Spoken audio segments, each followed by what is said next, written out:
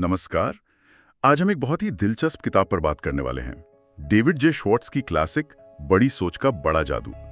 इसका हिंदी अनुवाद भी उपलब्ध है। जी हाँ, ये उन लोगों के लिए है जो आप कह सकते हैं सिर्फ गुजारा नहीं करना चाहते। बिल्कुल, जो जीवन में ज्यादा चाहते हैं, बेहतर कमाई हो, फाइनेंशियल सिक्योरिटी हो, एक प्रभावशाली व्यक्तित्व, अच्छी नौकरी, बेहतर रिश्ते और हाँ, सबसे जरूरी सच्ची खुशी। तो बेसिकली ये किताब सफलता हासिल करने का एक तरह से एक गाइड है। हाँ, एक पूरा खाका पेश करती है। और इसकी शुरुआत ही बड़ी अनोखी है ना? वो समर्पण। लेखक अपने बेटे डेविड को ये किताब समर्पित करते हैं। हाँ, जिसने किंडरगार्टन पास करके कहा था कि डैडी मैं सुख का प्रोफेसर बनना चाहता हूँ। सोचिए जरा, एक बच्चा और इतनी बड़ी, इतनी अलग सोच, मतलब कमाल है। बिल्कुल, और यही इस किताब का सार है।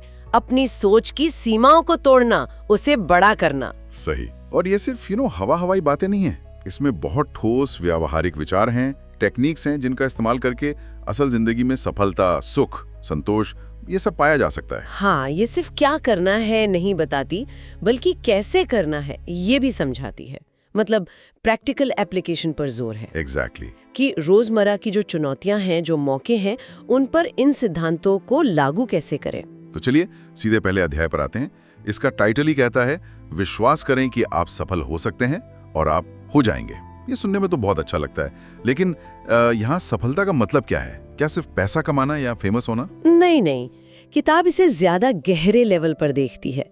सफलता मतलब आत्मसम्मान, जीवन में वो असली वाली खुशी और संतुष्टि। हाँ, दूसरों पर निर्भर न रहना। बिल्कुल, आर्थिक रूप से भी, भावनात्मक रूप से भी, और दूसरों के लिए कुछ कर पाने की क्षमता। संक्षेप में कहें तो सफलता मतलब जीतना। सही। और सच तो यह है कि हर इंसान जीतना चाहता है ना? कोई भी औसत मतलब ठीक ठाक जिंदगी से खुश नहीं रहना चाहता। और इस जीत की पहली सीढ़ी बताई गई है विश्वास। किताब में बाइबल की वो लाइन भी है, आस्था से पहाड़ हिलाए जा सकते हैं। पर ये बात थोड़ी सिर्फ कहने जैसी लगती है। मतलब सिर्फ विश्वास करने से पहाड़ कैसे हिलेगा? हाँ, ये सवाल आता है मन में। हाँ, देखिए, ये कोई चमत्कार या कोई रहस्यमयी चीज नहीं है। हाँ, मतलब कोई जादू टोना नहीं। बिल्कुल नहीं। विश्वास जैसा किताब समझाती है वो एक मानसिक रवैया है, एक पक्का नजरिया कि हाँ मैं ये कर सकता हूँ। ओके, एक एटीट्यूड। हाँ, एक एटीट्यूड। और जब आप सचमुच मतलब गहराई से ये मानते हैं ना, तो ये रवैया आपको वो दिमागी ताकत, वो योग्यता और वो एनर्जी देता है जो उस काम को करने के लिए जरूरी है। अच्छा। आपका दिमाग फिर शांत नहीं बैठता, वो एक्टिव होकर उस काम को करने के कैसे ढूंढना शुरू कर देता है। लेकिन शायद ज्यादातर लोग यहीं पर अटक जाते हैं। वो मानते ही नहीं हैं कि उनमें वो क्षमता है पहाड़ हिलाने की। बस सोचते रहते हैं काश ऐसा हो जाए। सही कहा। सिर्फ इच्छा करने से न तो पैसा आता है, न आप लीडर बनते हैं, लेकिन विश्वास से। हाँ, विश्वास से होता है। कैसे? विश्वास आपके दिमाग को एक तरह से उकसाता है, उसे मजबूर करता है कि वो लक्ष्य तक पहुंचने के तरीके, साधन, रास्ते खोजे। वो दिमाग को ऑटो पायलट से हटाकर सॉल्यूशन फाइंडिंग मोड में डाल देता है। किताब में वो महिला वाला उदाहरण बड़ा मजेदार है, जिसके पास मोबाइल होम बिजनेस के लिए सिर्फ $3000 थे। हाँ, और कोई अनुभव नहीं था, और मार्केट में कंपटीशन भी बहुत था। सबने कहा ये तो हो ही नहीं सकता, नामुमकिन है, पर उसे विश्वास था। तो ये सिर्फ पॉजिटिव थिंकिंग से कुछ ज्यादा था, है ना? बिल्कुल। उसका विश्वास सिर्फ एक ख्याल नहीं था, वो एक ड्राइविंग फोर्स बन गया। उसने वो काम कर दिखाए जो असंभव लग रहे थे, जैसे बिना पैसे दिए मैन्युफैक्चरर से ट्रेलर एडवांस में ले लिए। अच्छा। और पहले ही साल में $10 लाख से ज्यादा के ट्रेलर बेच दिए। ओह, $10 लाख पहले साल में? हाँ, ये दिखाता है कि पक्का विश्वास आपको अलग तरह के समाधान सोचने और जुटाने पर मजबूर करता है, उन रास्तों पर ले जाता है जो शायद बिना विश्वास के दिखते ही नहीं। और उसका अगला लक्ष्य $2 मिलियन। तो विश्वास आपकी महत्वाकांक्षा को भी बढ़ाता है। एक और उदाहरण वो छोटी इंजीनियरिंग फर्म का है, सिर्फ 7 इंजीनियर थे। हाँ, और उन्होंने 21 बड़ी स्थापित कंपनियों को पीछे छोड़कर $5 मिलियन का पुल डिजाइन का कॉन्ट्रैक्ट जीत लिया। क्यों? कैसे? क्योंकि उनके लीडर को अटूट विश्वास था कि हम ये कर सकते हैं। तो विश्वास सिर्फ एक सोच नहीं है, वो असल में क्षमता पैदा करता है। और इसका उल्टा भी उतना ही सच है जैसा किताब बताती है, अविश्वास। हाँ, अविश्वास एक नेगेटिव फोर्स है। शक, संदेह और कई बार तो अवचेतन में मतलब अनजाने में असफल होने की इच्छा। ये ज्यादातर असफलताओं के लिए जिम्मेदार है, ऐसा कहा जा सकता है। जैसे वो युवा कहानीकार का उदाहरण है। हाँ, जो सोचता है कि वो कभी महान लेखक नहीं बन सकता क्योंकि उसमें वो खास बात नहीं है। असल में उसमें टैलेंट की कमी नहीं है, कमी है उस टैलेंट पर विश्वास की, आत्मविश्वास की कमी। एक और कहानी है उस आदमी की जो सालों तक बस औसत जिंदगी जीता रहा। हाँ, फिर उसने आत्मविश्लेषण किया, मतलब खुद को समझा और पाया कि कमी बाहर नहीं अंदर है, आत्मविश्वास की कमी। और उसका ये सोचना कि जब तक मैं खुद पर विश्वास नहीं करूंगा कोई और क्यों करेगा, ये तो जैसे टर्निंग पॉइंट था। बिल्कुल, उसने जैसे अपनी सोच का थर्मोस्टेट ऊपर कर दिया। पहले वो खुद को $750-1,000 की नौकरी के लायक समझता था। हाँ, पर खुद को ठीक से समझने के बाद उसने अपनी कीमत पहचानी और $3,500 की नौकरी मांगी। और मिल भी गई। हाँ, मिल गई। ये दिखाता है कि आपकी बाहर की सच्चाई अक्सर आपके अंदर के विश्वास का ही आईना होती है। विश्वास बदलो तो सच्चाई भी बदल सकती है। वाह, ये तो बहुत पावरफुल आइडिया है। और इसी से जुड़ा है वो मिस्टर विजय और मिस्टर पराजय वाला कॉन्सेप्ट। बिल्कुल। हमारा दिमाग एक विचारों की फैक्ट्री है। बिल्कुल। और उसमें 2 फोरमैन हैं। हाँ, ये एक बहुत अच्छा रूपक है समझने के लिए। मिस्टर विजय यानी जीत, वो पॉजिटिव विचारों के इंचार्ज हैं, और मिस्टर पराजय यानी हार, वो नेगेटिव विचारों के। अच्छा। आप जिस भी फोरमैन को सिग्नल देते हैं, चाहे पॉजिटिव, आज का दिन बढ़िया है, या नेगेटिव, आज कुछ ठीक नहीं लग रहा, हाँ, वो फौरन एक्टिव हो जाता है और उस विचार को सही साबित करने के लिए ढेरों सबूत आपके सामने लाकर रख देता है। ये दिखाता है कि हमारा दिमाग हमारे शुरुआती झुकाव को सही ठहराने की कोशिश में लग जाता है। तो समाधान तो सीधा है, मिस्टर पराजय को निकाल बाहर करें, है ना? सिर्फ मिस्टर विजय को काम पर रखें, मतलब जानबूझकर पॉजिटिव सोचें। यही चाबी है। और विश्वास बढ़ाने के लिए 3 प्रैक्टिकल स्टेप्स भी बताए गए हैं। पहला, सफलता पर फोकस करें, असफलता पर नहीं। ठीक है। दूसरा, खुद को बार बार याद दिलाएं कि आप जितना समझते हैं उससे कहीं बेहतर हैं, अपनी कीमत पहचानें।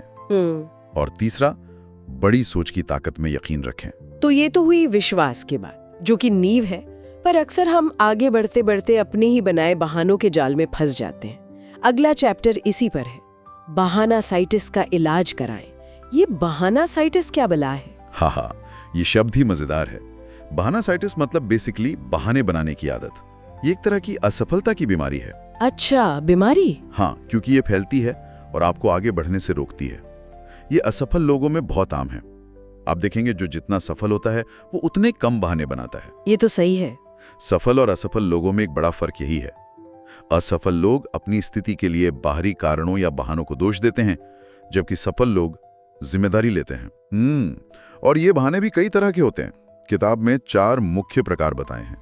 पहला है सेहत का बहाना, मेरी तबीयत ठीक नहीं रहती इसलिए मैं ये नहीं कर सकता। ये तो बहुत सुना है। बहुत ज्यादा लोग अपनी छोटी मोटी हेल्थ प्रॉब्लम्स को बड़ी जिम्मेदारियों से बचने या कम सफलता पाने का हथियार बना लेते हैं, जबकि दुनिया में अनगिनत लोग हैं जो गंभीर शारीरिक चुनौतियों के बावजूद कमाल की जिंदगी जी रहे हैं। हाँ। किताब डॉक्टर शिंडलर का जिक्र करती है, जो कहते हैं कि अस्पताल के ज्यादातर मरीज असल में शारीरिक नहीं बल्कि इमोशनल प्रॉब्लम से जूझ रहे होते हैं। तो इसका इलाज क्या है? 4 उपाय दिए हैं। पहला, अपनी सेहत के बारे में बात करना बंद करें। दूसरा, फालतू चिंता करना छोड़ दें। तीसरा, जो सेहत है उसके लिए शुक्रगुजार हों। और चौथा, याद रखें, जंग लगने से बेहतर है घिस जाना, मतलब जीवन का आनंद लें, उससे जिएं। दूसरा बहाना है बुद्धि का, मुझ में ज्यादा दिमाग नहीं है। लोग अक्सर खुद को कम आंकते हैं। हाँ, और दूसरों को ज्यादा होशियार समझते हैं, जबकि असलियत ये है कि आपकी बुद्धि कितनी है, IQ, उससे कहीं ज्यादा जरूरी आपका रवैया है, एटीट्यूड है। रवैया कैसे? एक पॉजिटिव, आशावादी, सहयोग करने वाला एटीट्यूड वाला औसत बुद्धि का व्यक्ति भी एक नेगेटिव, निराशावादी एटीट्यूड वाले ज्यादा बुद्धिमान व्यक्ति को पीछे छोड़ सकता है। ये तो दिलचस्प है। आइंस्टाइन वाला उदाहरण याद है? उनसे पूछा गया 1 मील में कितने फुट होते हैं? हाँ। उन्होंने कहा, मुझे नहीं पता, जो जानकारी किताब में 2 मिनट में मिल सकती है उसे दिमाग में क्यों भरूं। एग्जैक्टली। महत्वपूर्ण ये नहीं कि आप कितना जानते हैं, बल्कि ये है कि जो जानते हैं उसका इस्तेमाल कैसे करते हैं। ज्ञान शक्ति तभी बनता है जब उसका पॉजिटिव इस्तेमाल हो। इलाज, अपनी बुद्धि को कम ना आंके, रवैये को ज्यादा महत्व दें और सोचने की योग्यता को रटने से ऊपर रखें। तीसरा बहाना उम्र का है, या तो मैं बहुत बूढ़ा हो गया हूँ या फिर मैं अभी बहुत छोटा हूँ। ये भी बहुत कॉमन है। लोग इसे अवसर गंवाने का एक लॉजिकल कारण मान लेते हैं, पर सच तो ये है कि आपकी उम्र तब तक रुकावट नहीं बनती जब तक आप खुद उसे न बनने दें। मतलब आपकी रचनात्मक उत्पादकता का, मतलब कुछ नया करने की क्षमता का बड़ा हिस्सा आपके सामने होता है, चाहे आपकी उम्र 20 हो, 40 हो या 70। सही समय वो होता है जब आप हिम्मत करते हैं। वो जेरी वाली कहानी भी है, जो युवा सुपरवाइजर था। हाँ, वो अपने से बड़े उम्र के लोगों को मैनेज करने से डरा था। उसे सलाह मिली, उम्र पर ध्यान मत दो, अपनी काबिलियत साबित करो और बड़ों से सलाह लो, उनका सम्मान करो। इलाज, अपनी वर्तमान उम्र के फायदों को देखें, हिसाब लगाएं कि कितना प्रोडक्टिव समय बाकी है, और ये अक्सर हमारी सोच से ज्यादा होता है। और जो करना चाहते हैं उसे करने के लिए भविष्य का इंतजार ना करें। और चौथा बहाना किस्मत का। मेरी तो किस्मत ही खराब है, ये तो सबसे आसान है। हार मानने का सबसे आसान तरीका। लोग अपनी असफलता का ठीकरा बुरी किस्मत पर फोड़ देते हैं और दूसरों की सफलता का क्रेडिट अच्छी किस्मत को दे देते हैं। जबकि किताब कहती है कि जिसे लोग किस्मत कहते हैं वो असल में तैयारी, प्लानिंग और लगातार मेहनत का नतीजा होती है। बिल्कुल। जॉर्ज के प्रमोशन को लोग किस्मत कह रहे थे, पर उसने उसके लिए काफी पहले से तैयारी शुरू कर दी थी। किस्मत तब काम करती है जब आप कारण और परिणाम के नियम को मानते हैं और सफलता दिलाने वाले गुण विकसित करते हैं। इलाज, कारण और परिणाम के नियम को समझें। सही दिशा में मेहनत होगी तो नतीजा मिलेगा। सफलता के लिए काम करें, किस्मत के भरोसे सपने ना देखें। ये सारे बहाने कहीं ना कहीं किसी गहरी चीज से जुड़े होते हैं, शायद डर से। अगला अध्याय डर पर ही है। इसे सफलता का नंबर 1 दुश्मन बताया गया है। हाँ, डर ये बिल्कुल असली चीज है और बहुत शक्तिशाली भी। चिंता, तनाव, घबराहट, इनसिक्योरिटी, ये सब डर के ही अलग अलग रूप हैं। और ये हमें रोकता है। हाँ, डर हमें मौके लेने से रोकता है, हमारी क्षमता को कम कर देता है, यहाँ तक कि हमें शारीरिक रूप से बीमार भी कर सकता है। ये एक तरह का मानसिक इन्फेक्शन जैसा है। लेकिन अच्छी बात यह है कि इसका इलाज है। हाँ, अच्छी बात यही है कि डर लाइलाज नहीं है। आत्मविश्वास कोई ऐसी चीज नहीं जो किस्मत से मिलती है। इसे कमाया जाता है, इसे विकसित किया जाता है। और इसका सबसे असरदार इलाज क्या बताया गया है? किताब कहती है कर्म, एक्शन। ये थोड़ा अजीब नहीं लगता? मतलब डर भगाने के लिए वही काम करना जिससे डर लगता है। हाँ, सुनने में ये थोड़ा विरोधाभासी लग सकता है, पर यही सच है। जब हम किसी काम को करने से हिचकते हैं, उसे टालते हैं, तो डर और बढ़ता जाता है। हमारी कल्पना में वो और भी भयानक रूप ले लेता है। अच्छा। लेकिन जैसे ही हम कदम उठाते हैं, कर्म करते हैं, एक्शन लेते हैं, तो डर सिकुड़ने लगता है। जैसे वो नेवी के जवानों का उदाहरण है। उन्हें ऊंचाई से कूदने में डर लगता था। हाँ। लेकिन कूदने के बाद, यानी एक्शन लेने के बाद, वो डर गायब हो गया। कर्म आत्मविश्वास पैदा करता है। वो एग्जीक्यूटिव वाली कहानी भी यही दिखाती है, जिसे नौकरी जाने का डर सता रहा था। बिक्री गिर रही थी, स्टोर बंद होने की नौबत थी। हाँ, पर वो डर में डूबे रहने के बजाय उसने एक्शन लिया, सेल्स प्लान बनाया, अपने कर्मचारियों से बात की, अपना रवैया बदला। और नतीजा? डर गायब, आत्मविश्वास वापस। तो डर से निपटने का 2 स्टेप वाला फॉर्मूला क्या है? पहला, डर को पहचानें। ठीक पता लगाएं कि आप असल में किस चीज से डर रहे हैं। उसे धुंधला या अस्पष्ट न रहने दें। दूसरा, उस डर के खिलाफ ठोस कदम उठाएं। टालम टोल करना डर को और बढ़ाता है। तुरंत एक्शन ले, चाहे वो कितना ही छोटा क्यों ना हो। इसी से जुड़ा एक और मजेदार कॉन्सेप्ट है दिमाग का मेमोरी बैंक। ये कैसे काम करता है? हमारा दिमाग एक बैंक की तरह है, जहां हम विचार जमा करते हैं। अगर हम इसमें लगातार नेगेटिव, डरावने, निराशा वाले विचार डालते रहेंगे, तो जरूरत पड़ने पर मुश्किल समय में हमें वही विचार वापस मिलेंगे, जो और डर पैदा करेंगे। बिल्कुल। लेकिन अगर हम जानबूझकर, कॉन्शियसली पॉजिटिव, सफल, सुखद विचार जमा करें, अपनी छोटी बड़ी कामयाबियों को याद करें, अच्छी बातों को सोचें, तो मुश्किल समय में हमारा दिमाग हमें आत्मविश्वास बढ़ाने वाले विचार देगा। तो अपने मेमोरी बैंक को ठीक रखने के 2 तरीके हुए। पहला, इसमें सिर्फ पॉजिटिव विचार ही डालें। सोने से पहले दिन की अच्छी बातें याद करें। हाँ, या अपनी पिछली सफलताओं को याद करें। दूसरा, इससे सिर्फ पॉजिटिव विचार ही निकालें। पुरानी गलतियों या बुरी यादों पर अटके न रहें, उनसे सीखें और आगे बढ़ें। उन्हें बार बार सोचकर उन्हें शक्ति ना दें। और लोगों से जो डर लगता है, उसका क्या? हाँ, उसका भी तरीका बताया है। पहला, ये समझें कि ज्यादातर लोग मूल रूप से आप जैसे ही हैं। उनकी भी अपनी चिंताएं और असुरक्षाएं होती हैं। कोई परफेक्ट नहीं है। दूसरा, सामने वाले के प्रति एक संतुलित नजरिया रखें, उसे महत्वपूर्ण समझें पर खुद को कम ना आंकें। आप भी उतने ही महत्वपूर्ण हैं। तीसरा, समझ विकसित करें, जानने की कोशिश करें कि वो व्यक्ति वैसा व्यवहार क्यों कर रहा है। अक्सर उसके पीछे उसकी अपनी कोई वजह होती है। इससे डर कम होता है, सहानुभूति बढ़ती है। और वो पॉल की कहानी जिसने परीक्षा में नकल की थी, हाँ, और फिर अपराध बोध, गिल्ट से घिरा रहा। ये कहानी सिखाती है कि सही काम करने से आपकी अंतरात्मा साफ रहती है और साफ अंतरात्मा से आत्मविश्वास बढ़ता है। और गलत काम अपराध बोध पैदा करता है और अपराध बोध आत्मविश्वास को खा जाता है, डर को बढ़ाता है।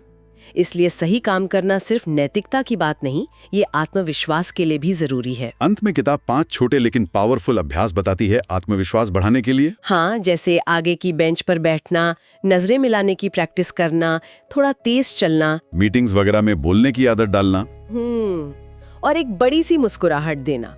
ये छोटे छोटे एक्शन लगते हैं पर ये मिलकर आपके आत्मविश्वास पर बड़ा असर डालते हैं। तो आत्मविश्वास बढ़ने के बाद अगला कदम है अपनी सोच का दायरा बढ़ाना। चैप्टर 4 इसी बारे में है, बड़ा कैसे सोचें। क्या इसका मतलब है कि जिनके दिमाग का साइज बड़ा होता है वो ज्यादा सफल होते हैं?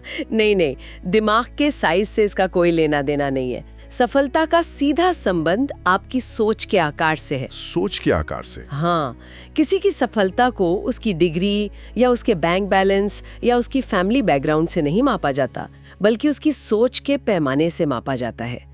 जिसकी सोच जितनी बड़ी होगी, उसकी उपलब्धियां भी उतनी ही बड़ी होने की संभावना रहती है। तो सवाल यह है कि हम अपनी सोच का आकार बढ़ाएं कैसे?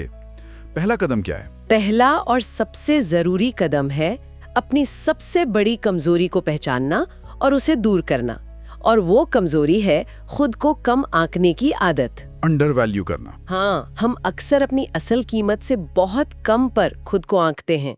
अपनी नेगेटिविटी को छोड़कर अपनी खूबियों को पहचानना और उन्हें स्वीकार करना बहुत जरूरी है। किताब में एक एक्सरसाइज भी है जिसमें अपनी 5 प्रमुख एसेट्स यानी संपत्तियों का मूल्यांकन करना है। जैसे शिक्षा, अनुभव, कौशल। हाँ, व्यक्तित्व, आपका रवैया। ये एक्सरसाइज आपको अपनी असल कीमत पहचानने में मदद करती है। फिर बात आती है शब्दों के जादू की। कहा गया है कि बड़े पॉजिटिव आशावादी शब्दों का इस्तेमाल करें। क्या सच में शब्दों से इतना फर्क पड़ता है? बहुत ज्यादा। हमारी भाषा और हमारी सोच एक दूसरे से गहरे जुड़े हुए हैं। जब हम छोटे, नेगेटिव, निराशा वाले शब्द इस्तेमाल करते हैं, जैसे हम हार गए, ये बहुत मुश्किल है, मैं थक गया हूँ, तो हम वैसी ही दिमागी तस्वीरें बनाते हैं और वैसी ही भावनाएं महसूस करते हैं। और इसके विपरीत? इसके विपरीत जब हम बड़े पॉजिटिव, आशावादी शब्द चुनते हैं, जैसे ये एक चुनौती है पर हम रास्ता निकालेंगे, अगली बार और बेहतर करेंगे, मैं ऊर्जावान महसूस कर रहा हूँ, तो हम जीत, आशा और सफलता की मानसिक तस्वीरें बनाते हैं। हमारी भावनाएं भी वैसी ही हो जाती हैं। तो अपनी वोकैबुलरी को बेहतर बनाने के 4 तरीके दिए गए हैं। अपनी भावनाओं को व्यक्त करने के लिए पॉजिटिव शब्द चुनें। दूसरों का वर्णन करते समय अच्छे और चमकीले शब्दों का प्रयोग करें। दूसरों का हौसला बढ़ाने के लिए पॉजिटिव भाषा का इस्तेमाल करें। और अपनी योजनाएं, अपने आइडियाज दूसरों के सामने रखते समय आशा और सफलता जगाने वाले शब्दों का प्रयोग करें। और एक बहुत महत्वपूर्ण सिद्धांत है, सिर्फ वो मत देखो जो अभी है, बल्कि वो देखो जो हो सकता है। मतलब भविष्य की कल्पना करना। हाँ, वर्तमान स्थिति से आगे जाकर संभावनाओं को देखने की क्षमता विकसित करना, चीजों में, लोगों में और सबसे जरूरी खुद में। जैसे वो रियल एस्टेट एजेंट वाला उदाहरण है जिसने एक बिल्कुल टूटे फूटे फार्म हाउस को बेचा। हाँ, उसने ग्राहक को ये नहीं दिखाया कि वो फार्म अभी कैसा है, बल्कि ये दिखाया कि वो भविष्य में क्या बन सकता है। घुड़सवारी का स्तबल, फलों का बाग, पिकनिक स्पॉट वगैरह। उसने संभावना को बेचा, वर्तमान स्थिति को नहीं। या वो रिटेल स्टोर का एग्जीक्यूटिव जिसने सीखा कि हर ग्राहक महत्वपूर्ण है, चाहे वो अभी छोटी सी चीज ही क्यों ना खरीद रहा हो। बिल्कुल, क्योंकि आज का छोटा ग्राहक कल का बड़ा ग्राहक बन सकता है। ये भविष्य की संभावनाओं को देखने वाली सोच है। किसी को या किसी चीज को उसकी वर्तमान स्थिति के आधार पर खारिज न करें, बल्कि उसकी क्षमता को देखें, पोटेंशियल को देखें। और वो दूध वाला जो नए बसरे मोहल्ले में सिर्फ कुछ खाली मकान नहीं देखता। हाँ, वो भविष्य के हजारों ग्राहकों को देखता है, अपने बढ़ते हुए बिजनेस को देखता है। ये सब बड़ी सोच के उदाहरण है। वर्तमान से आगे देखना, संभावनाओं पर ध्यान केंद्रित करना। तो अगर हम आज की पूरी बातचीत को समेटें तो बड़ी सोच का बड़ा जादू हमें यही सिखाती है कि सफलता का जो सफर है वो हमारे अंदर से शुरू होता है। हाँ, हमारे विश्वास से, हमारी सोच के आकार से। ये कोई बाहरी चीज नहीं है जिसे हम हासिल करते हैं, बल्कि ये एक अंदरूनी प्रक्रिया है जिसे हम विकसित करते हैं। ये सफर विश्वास जगाने से शुरू होता है। हाँ, फिर वो बहानों की बीमारी, बहानासाइटिस, उसका इलाज करना। डर पर कर्म करके एक्शन लेकर विजय पाना सोचने के बारे में नहीं है, बल्कि अपने दिमाग को एक्टिवली ट्रेन करने के बारे में है, ताकि वो समाधान खोजे, अवसर देखें और आत्मविश्वास पैदा करे। ये वैसा ही है जैसे मिस्टर विजय को ज्यादा काम देना और मिस्टर पराजय को कमजोर करना। बिल्कुल, अपने अंदर के मिस्टर विजय को मजबूत बनाना। तो इस गहरी चर्चा के बाद सुनने वालों के लिए एक विचार छोड़ जाते हैं। अगर आज से जानबूझकर अपने विचारों की फैक्ट्री में मिस्टर विजय को थोड़ा ज्यादा महत्व देना शुरू किया जाए, उसे ज्यादा सक्रिय रखा जाए, तो क्या होगा? सोचने वाली बात है। और डेविड जे श्वार्ट्ज की बड़ी सोच का बड़ा जादू में बेशक और भी कई ऐसे ही मोती छिपे हैं जिन्हें खोजा जा सकता है। अगर आपको हमारी ये किताब पसंद आई हो और आप आगे भी ऐसी ही प्रेरणादायक और मोटिवेशनल किताबें सुनना चाहते हैं तो चैनल को सब्सक्राइब करें और वीडियो को लाइक जरूर करें।